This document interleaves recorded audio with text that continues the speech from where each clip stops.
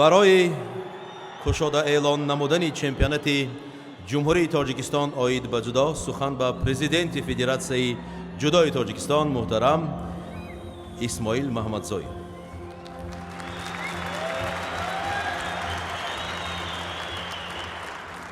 وزیرین محترم و ورزشکاران گرامی، پیش از همه می‌خواستم همه شما را به مراسم آغاز چمپیونات جمهوری تاجیکستان آید به جدو خیر مقدم گویم.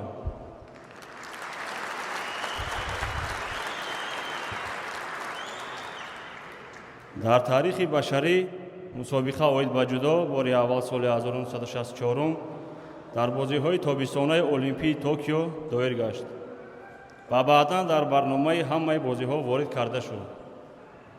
پرزیدنت جمهوری تاجیکستان پیشوای معظم ملت محترم امامعلی رحمان از روزهای اول صاحب استقلالی در برابر دیگر ساحه‌ها و خاطر رشد ورزش در مملکت یک قطار تدبیرها را عملی کردند که برای رواج و رونق نمودهای گوناگون ورزش و به پایه رسیدن ورزشکاران اصیل زمینه مساعد فراهم آورد.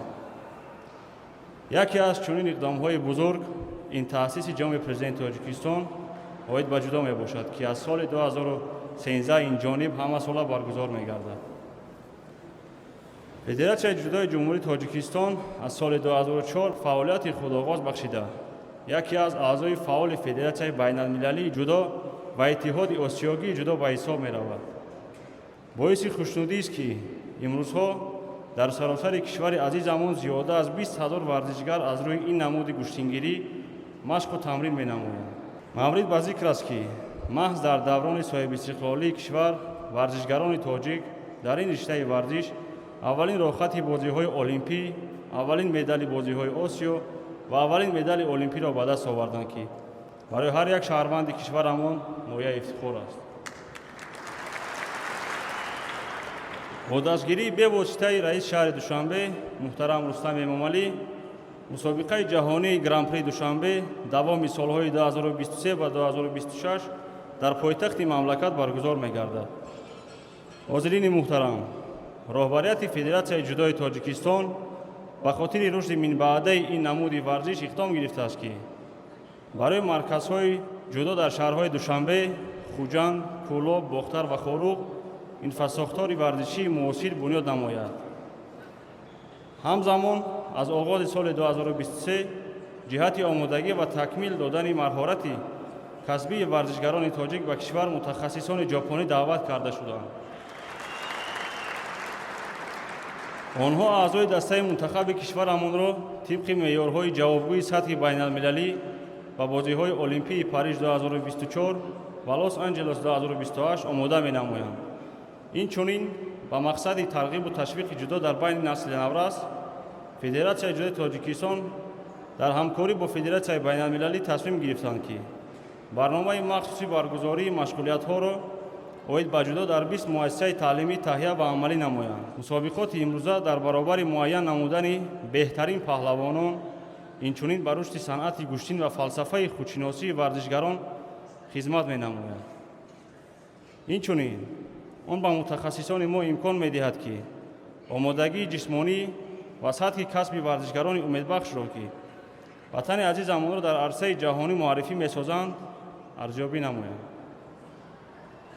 امیدوارم که مسابقه امروزه در سطح بلند تشکیلی برگزار گردیده با ترغیب و تشویق طرز حیات سالم و تحکیم نفوذ ورزش کشور در عرصه بین‌المللی مساعدت می‌کند.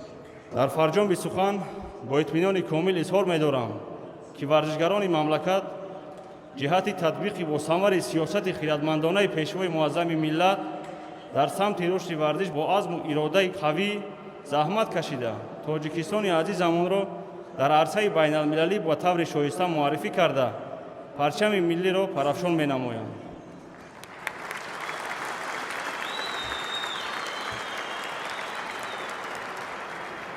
محترم استادان، حاضرین گرامی، دوستان عزیز، امروز در مهمانی ما متخصصان خارجی و مهمانان عالی‌قدر حضور دارند و من می‌خواستم از نام خودم و از نام همه مخلصان جودو که در این تالار حضور دارند با زبان روسی مهمانان را خیر مقدم گویم.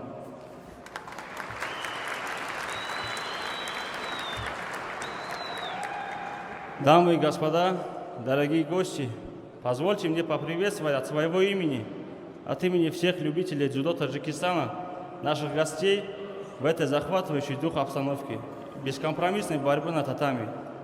Сегодня наши дзюдоисты показывают свое мастерство не только внутри страны, но добиваются высоких результатов на мировой спортивной арене. Федерация дзюдо Таджикистана начала работу по совершенствованию существующей системы работы наших тренеров, внедрению новых методик и централизованной подготовки сборных команд. Нам важно, чтобы дзюдо преподавали на высоком уровне во всех уголках нашей страны, и буквально вчера мы подписали соглашение со специалистами из Японии. Мы планируем построить Академию дзюдо в Душанбе и центры дзюдо в областных центрах нашей страны и оснастить их современным инвентарем. Так же, как вы уже знаете, при поддержке мэра города, уважаемого Рустама Имамали, в течение 4 лет будет проходить Гран-при Душанбе. Уверен, что все эти инициативы поднимут наше дзюдо на самый высокий уровень, и в скором будущем они смогут достойно конкурировать с мировыми лидерами дзюдо. Спасибо за внимание.